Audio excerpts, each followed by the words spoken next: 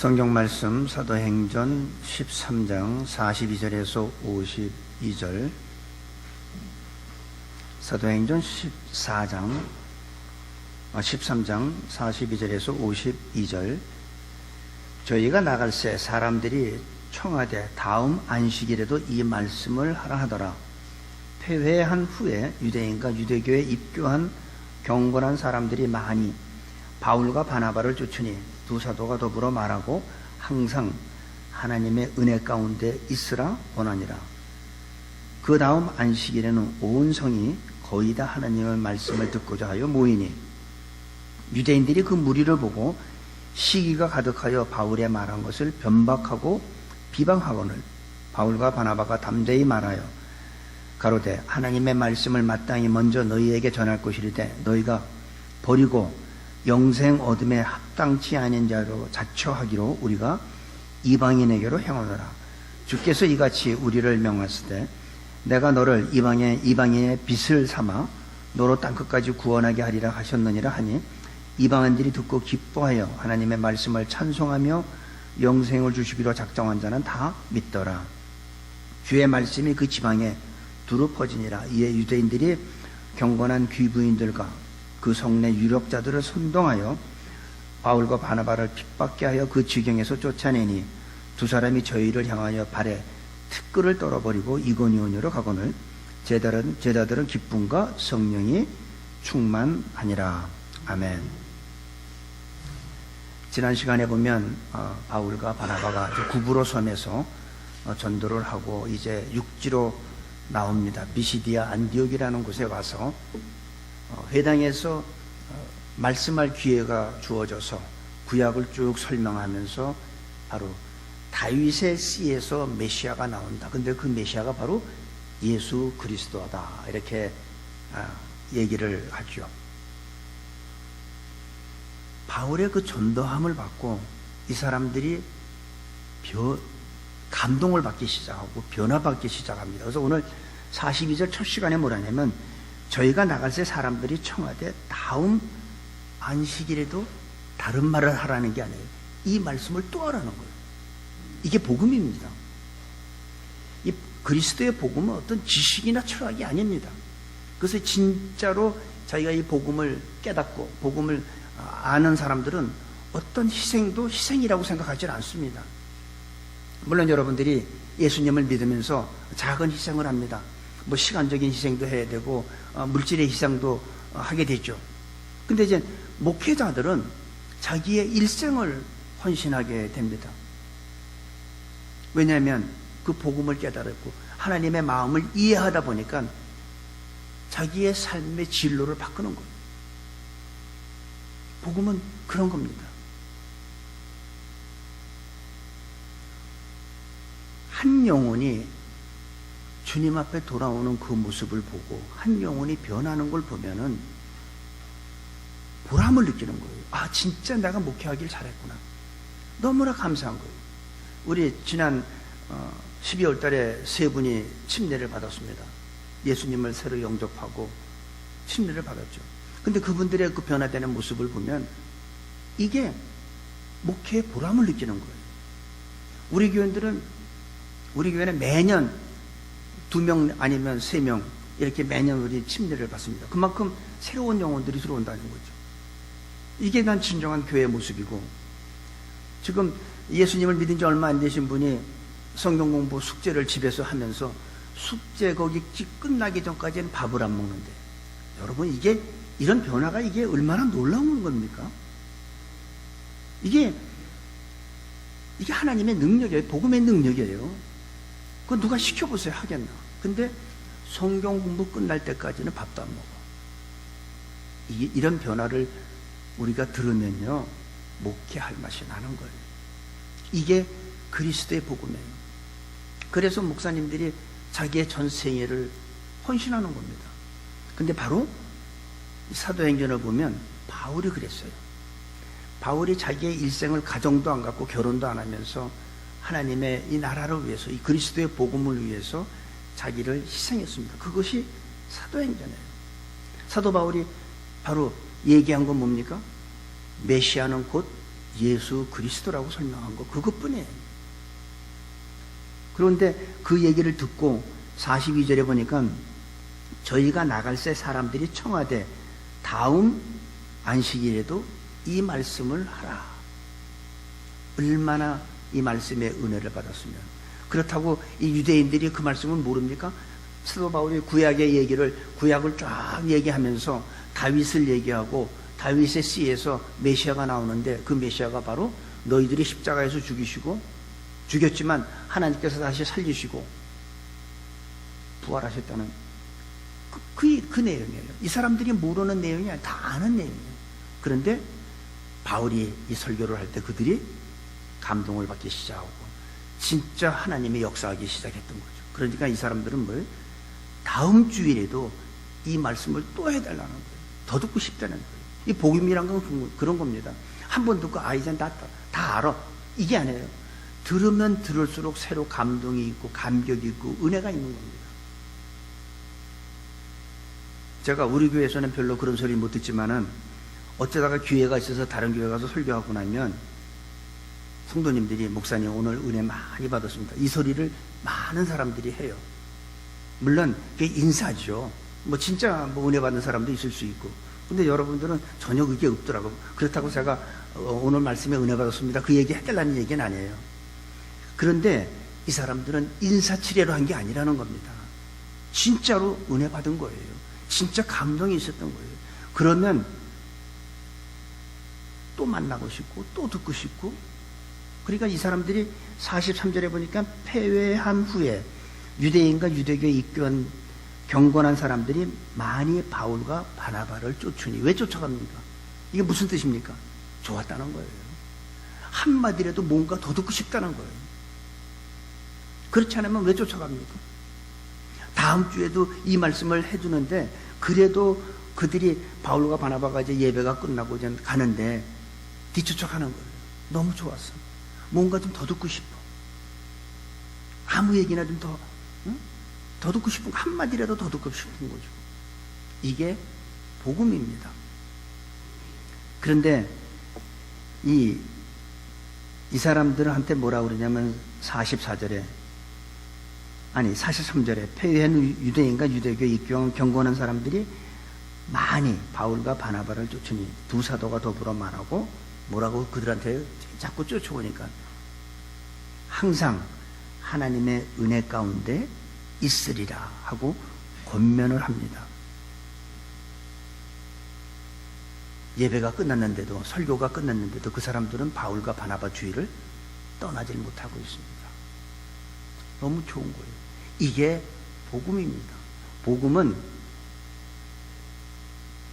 죽고 싶은 사람, 내가 이렇게 살아서 뭐하나, 죽어야지, 자살해야지, 이런 사람들이 복음을 들으면 살게 되는 거예요. 복음은 죽으려고 마음먹었던 사람들이 새롭게 삶을 살게 되는 게 복음의 능력입니다.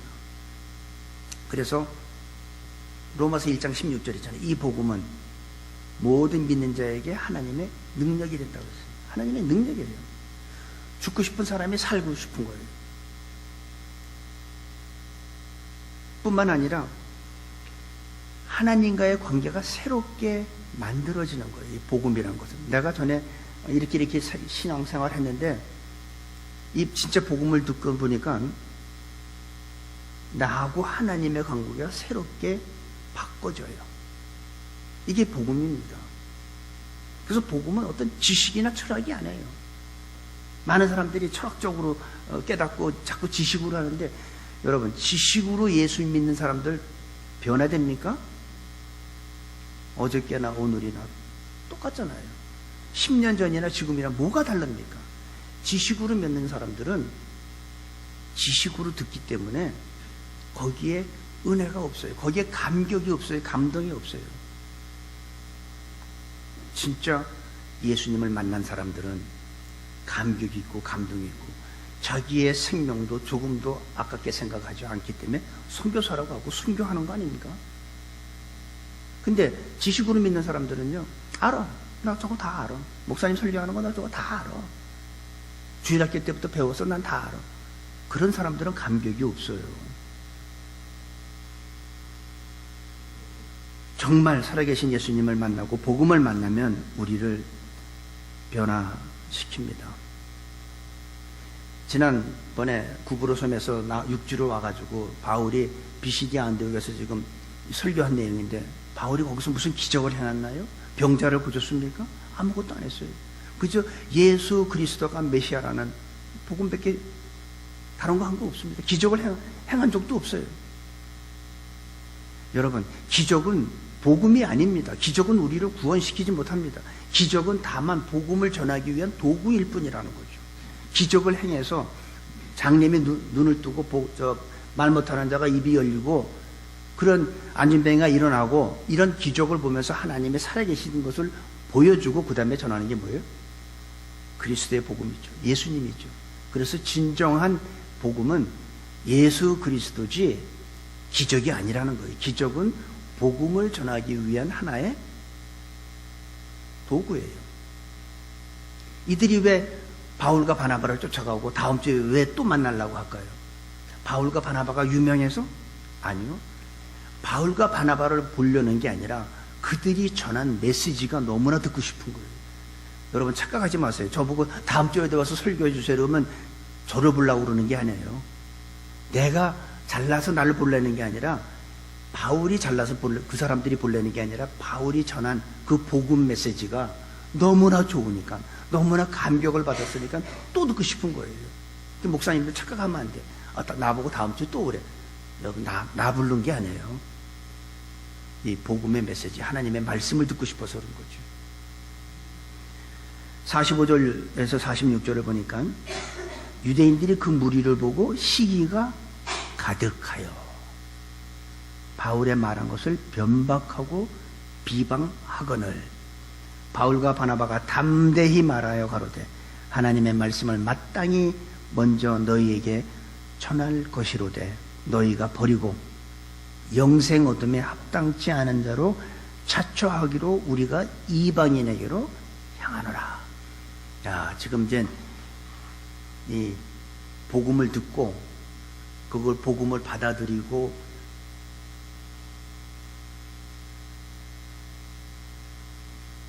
은혜를 받고 감격하는 사람이 있는가 하면 이 복음을 듣고 비방하고 반해하는 자들이 나타나요. 항상 보면 두 종류예요.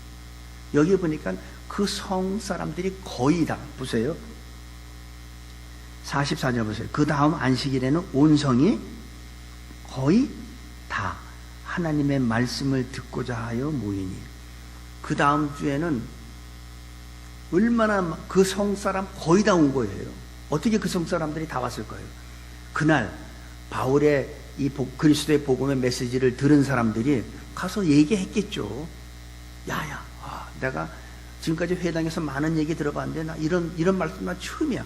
그렇다고 내가 모르는 말도 아니야. 다 아는 말인데 이상하게 가슴을 찌르고 눈물이 나고 막 감격하고. 너 한번 와서 들어봐. 다음 주에 그 사람 다음 주에 또 온다고 그랬어. 지금 그러니까 사람들이 다 입소문으로 다 해가지고 이게 온 거예요. 그 성 사람이 거의 다. 얼마나 이날 여기서 들은 사람들이 은혜를 받았으면 그랬을까요?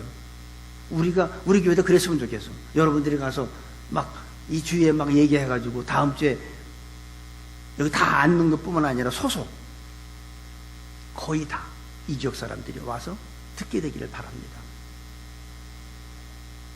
얼마나 좋았으면 이 사람한테 전하고 저 사람한테 전하고 전했겠어요. 근데 그런 사람이 있는 것만 있는 게 아니라는 거죠. 복음을 전하면 항상 이렇게 감동하고 은혜 받는 사람이 있는가 하면 반면에 복음을 거부하고 시기하고 비방하고 변박하는 자들이 있다는 거예요. 누가 그래요? 마귀가 그러죠. 마귀가. 유대인들이 그 무리를 보고 시기가 가득하여. 자기네가 좀 종교 지도자로 있어야 되는데 사람들이, 그 성 사람들이 다 바울과 바나바한테 몰려가니까 어떻게 돼요? 자기네들도 다른 회당에서 예배를 드릴 텐데 하나도 없어. 야, 왜 오늘 교인들이 하나도 안 나왔냐? 저쪽으로 다 갔다고. 그쪽이 어딘데? 바울과 바나바 쪽으로. 그러니까 어떻게 해요? 시기가 가득하죠. 자기네들한테 와야 되는데 다 저쪽 회당으로 다 갔으니까. 시기가 가득하여. 이건 누가 줘요? 시기는 마귀가 주는 거죠. 하나님은 절대 시기가 아니죠. 바울의 말한 것을 변박하고 비방하거늘. 이제 바울의 말한 것을 이제 사람들한테 당신들이 속고 있는 거라고 그러는 거죠. 그러니까 이단들이 끌어가는 사람들을 보면 초신자들이 아니에요. 말씀에 갈급한 사람들. 그런 사람들을 유괴해가요. 성경 공부 하려도 안 하는 사람들은 그 사람들이 절대 유괴하지 않아요. 뭔가가 내가 성경을 좀 더 알고 싶고 궁금한 게 많은데 여기에 대한 목사님한테 물어봐도 목사님이 시원한 답변을 안 해주는데, 그러니까 그런 자들을 이단들이 데려가서 자기들이 시원한데 긁어주는 것 같이 해서 그들을 포섭해 가잖아요. 지금 이 유대인들이 바울의 말한 것을 지금 비방하고 변박하고 아니다 하고 지금 얘기하는 거예요. 그러니까 46절에 바울과 바나바가 뭐예요? 담대히 말하는 거예요. 여러분, 우리도 신앙생활하면서 담대함이 있게 되기를 바랍니다. 두려워하지 마세요. 예수 믿으면서 왜 두려워합니까? 담대하세요. 비겁하지 마세요. 모르는 게, 그리스도인들의 문제가 뭔지 아세요? 모르는 게 아니라 다 알아. 아는데 혹시 내가 교단으로부터 불이익을 받을까? 혹시 내가 회사에서 왕따 당할까? 그래서 알면서도 우리가 행하지 않는 거 아닌가요?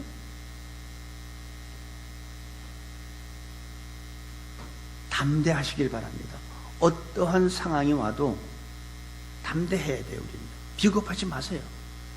그리스도의 복음은 변질될 수도 없고 타협할 수도 없습니다. 하나님께서 말씀에 동성연애 안 돼, 그러면 안 되는 거예요. 그걸 왜 타협하려고 그래요? 뭐 성소수자? 아니, 하나님은 성소수자가 있는 거 하나님이 몰라서, 레위기 여러분 요즘에 공부하잖아요. 하나님이 성소수자 몰라서 그들을 갖다 돌로 때려 죽이라고 그랬어요? 미국의 연방정부에서 페더럴 가버먼트에서 그 법으로 해놔서, 저는 미국 법을 어기더라도 하나님의 말씀 못 어겨요. 뭐 저를 갖다가 감옥에, 제가 세상 법을 어기면 감옥에 가죠. 그럼 감옥에 가죠. 아닌 건 아닌 거죠. 어떻게 하나님의 말씀을 타협을 해요? 두려워하지 마세요. 죽음, 뭐 죽기밖에 더 하겠습니까? 솔직히 까놓고 얘기해서. 뭐 아무라면 안 죽나? 어차피 우린 죽어요. 한 번 죽는 건 정한 겁니다. 좀 일찍 죽고 늦게 죽고 차이지. 절대 예수 믿는 것 두려워하지 말고 비겁하지도 마세요. 담대하시기 바랍니다. 사도 바울은 담대하게 얘기하는데 뭐라고 얘기했냐면, 하나님의 말씀을 마땅히 먼저 너희에게 전할 것이로되 너희가 버리고 영생 얻음에 합당치 않은 자로 자처하기로 우리가 이방인에게로 향했노라. 이렇게 그리스도의 복음을 전파하면, 복음을 설명하면 2000년 전이냐 지금이나 똑같이 빈정되는 자들이 있어요.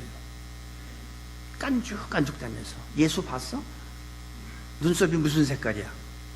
수염이 있던데 수염이 검해? 뭐 빈정되는 사람들이 있잖아요. 그런 거에 말다툼 할 것도 없고, 내가 담대하지 못하는 거기에 우리의 문제가 있는 겁니다. 저는 여러분들이 두려움과 싸워서 이기길 바랍니다. 비겁함과 싸워서 이기길 바랍니다. 대부분 비겁한 사람들이 굉장히 자기를 합리화시켜요. 이래서 이렇고 저래서 저렇고, 대부분 자기의 두려움과 믿음 없는 것을 합리화하려고 합니다. 그리스도인의 가장 큰 문제입니다. 덥든지 차든지 둘 중에 하나세요. 미직지근한 거는 하나님이 입에서 토해낸다고 그랬어요. 덥든지 차든지 믿으려면 아주 제대로 믿고, 그렇지 않으면 뭐 목탁을 두드리든지 하지, 교회 나오면서 이렇게 이상하게 하지 마세요. 바울은 유대인에게 가야 할 복음이 너희가 스스로 거부하고 너희들이 그 영생 얻기로 합당한 자로 여기지 않기 때문에 복음이 이방인한테 갔다고 지금 설명을 하는 거예요. 여기서 우리가 깨달아야 될 교훈이 있어요. 하나님의 유대인에게 주신 그 영생의 축복을 그들이 거부하니까 어디로 갔어요? 이방인에게 간 거예요. 우리가 여기서 잘 깨달아야 돼요. 여러분은 개인과 여러분 가정에 하나님의 축복이 딴 데로 가지 않도록 거부하지 않게 되기를 바랍니다. 내가 거부하니까, 유대인들이 거부하니까 이방인에게도 갔잖아요, 영생이. 굉장히 중요한 거예요. 나한테 온 축복, 우리 가정에 온 축복, 다른 데로 가지 않도록 하려면 어떻게 돼요? 내가 받아들여야지. 내가 받아야지. 내가 받으면 하나님의 축복이 나한테 임하는 겁니다. 축복을 거절하면 그 축복이 다른 데로 간다는 뜻입니다. 47절에서 52절 보니까 주께서 이같이 우리를 명하시되 내가 너를 이방인의 빛을 삼아 너로 땅끝까지 구원하게 하리라 하셨느니라. 자, 이방인들은 듣고 어떻게 해요? 기뻐해요. 하나님의 말씀을 찬송하며 영생을 주시기로 작정한 자는 다 믿더라. 그런데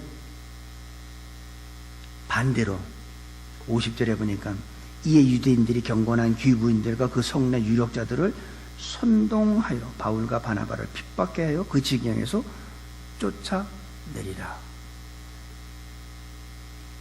지금 이 말씀은 꼭 유대인들한테만 준 말씀이 아니에요. 지금 현재 사는 우리한테도 적용되는 말씀이에요.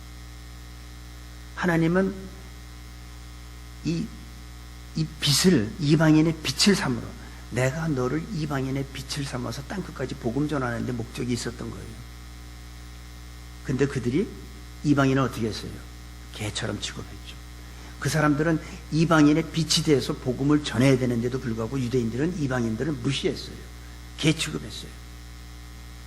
요즘에 우리들한테도 하나님은 우리를 택하시고 하나님의 자녀 삼아주시고 왜 했어요? 나 혼자 잘 먹고 잘 살라고? 아니요.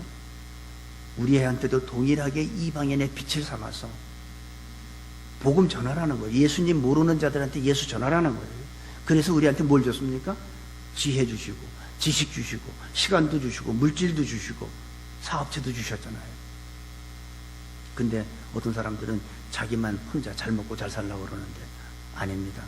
우리에게 주신 물질도, 우리에게 주신 사업체도, 나에게 주신 권세도, 시간도, 나한테 주신 모든 것들은 하나님의 영광을 위해서 쓰라는 거예요. 제가 어느 날 기도하는데 하나님께서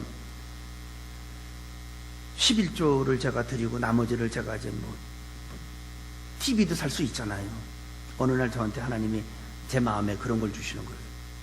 야, 너 11조 빼고 나머지 돈 쓰는 내역을 내가 좀 볼 수 있겠니? 이런 마음의 감동을 주시는 거예요. 그러니까 하나님의 관심은 내가 11조 하는데 관심이 있는 게 아니라 11조 한 나머지를 내가 어떻게 쓰느냐에 더 관심이 있더라고요. 저는 분명히 그런 감동을 받았어요. 여러분한테 주신 물질, 건강, 지식, 능력, 권세 여러분을 위해서 사용하라는 게 아니라 바로 이방인의 빛이 돼서 아직도 예수님을 모르는 자들을 위해서 쓰라는 거예요. 하나님의 영광 안에서 쓸 수 있는 여러분들이 되시기를 바랍니다. 이방인들은 유대인들의 실수 때문에 축복받은 사람들이에요. 이방인들은 기뻐하고 찬양했지만 유대인들은 어떻게 했어요? 거기 귀비인들, 아마 좀 힘 좀 쓰는 여자들인가 봐요. 그 사람들을 해서 바울과 바나바를 쫓아냅니다. 자, 여기서 우리가 하나 좀 짚고 넘어갈 게 있는데 에스겔서 3장 한번 잠깐 좀 보죠. 1154페이지입니다. 구약성경. 에스겔서 3장 17절에서 19절을 보면 인자야 내가 너를 이스라엘 족속의 파수꾼으로 세웠으니 너는 내 입의 말을 듣고 나를 대신하여 그들을 깨우치라. 지금 하나님께서는 내가 너를, 여기서 너를 갖다가 여러분 각자 개인으로 생각했어요. 하나님이 내가 너를, 지금 하나님이 나에게 하신다고 생각해 보세요. 이스라엘 족속의 파수꾼으로 세웠으니 갖다가 이 지역의 파수꾼으로 세웠으니로 우리가 한번 조금 성경을 한번 좀 다르게 한번 우리가 해석을 해보자고요.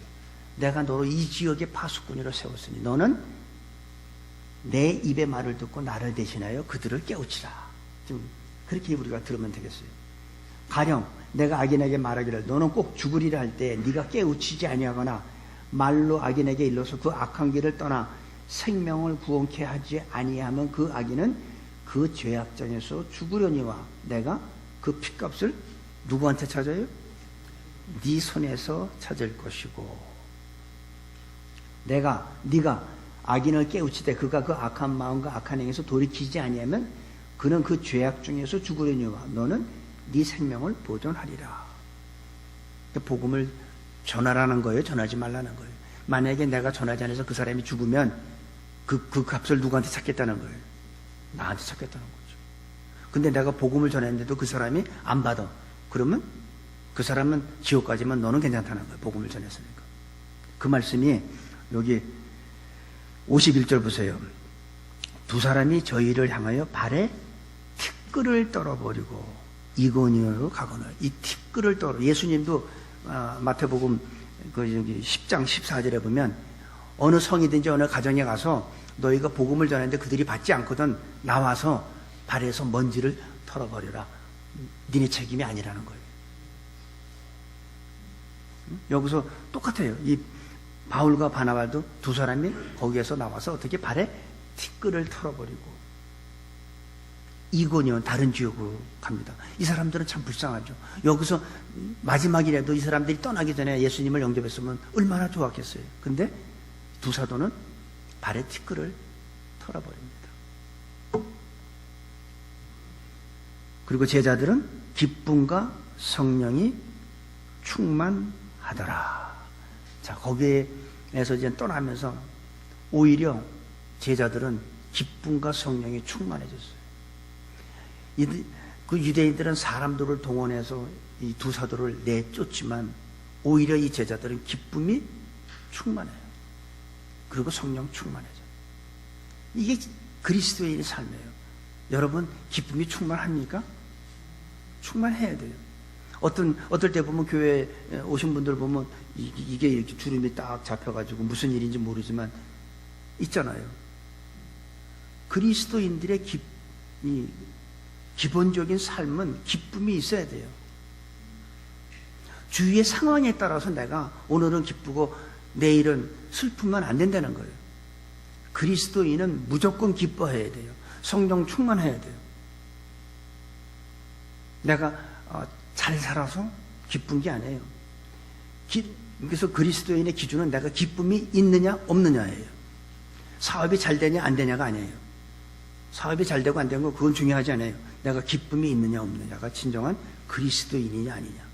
두 번째로 보니까 성령 충만. 이 소수가 그 성에 있는 사람 거의 다 변화시켰어요. 소수가 다수를 변화시켰습니다. 여러분한테 기쁨이 있습니까? 있기를 바랍니다. 있게 되기를 바랍니다. 주위의 상황 때문에 내가 현재 갖고 있는 문제 때문에 기쁨을 잃지 마세요. 그럼 마귀가 뺏어가는 거예요. 하나님은 항상 기뻐하라는 거예요. 항상 기뻐하라. 범사에 감사하라. 범사에 감사는 뭐예요?